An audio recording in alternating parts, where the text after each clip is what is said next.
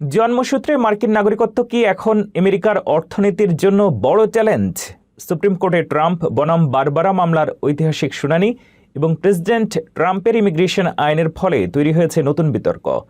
পরিসংখ্যানে দেখা যাচ্ছে যুক্তরাষ্ট্রে বর্তমানে 53% অভিবাসী পরিবার কোনো না কোনো সরকারি সুবিধা ভোগ করছে। অভিযোগ উঠেছে নাগরিকত্বের আইনি সুযোগ ব্যবহার করে অনেকেই সরকারি কোষাগারের উপর চাপ বাড়াচ্ছেন।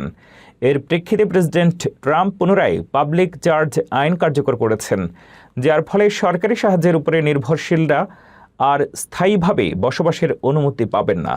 তবে সুপ্রিম কোর্টের প্রধান বিচারপতি জন রবার্টস ইঙ্গিত দিয়েছেন যে বিচার হবে সংবিধান অনুযায়ী, বর্তমানের সমস্যা দেখে নয়। এদিকে রিপাবলিকানরা এখন যোগ্যতার ভিত্তিতে পয়েন্ট সিস্টেম চালুর দাবি তুলছেন। তাদের মতে পারিবারিক সম্পর্কের চেয়ে শিক্ষা আর কর্মদক্ষতাকে অগ্রাধিকার দিলে মার্কিন অর্থনীতি আর শক্তিশালী হবে। মধ্যবর্তী নির্বাচনের আগে নাগরিকত্ব ও এই বিশাল বাজেটের বিতর্ক মার্কিন রাজনীতিকে কোন দিকে নিয়ে যায়, এখন সেটি দেখার বিষয়।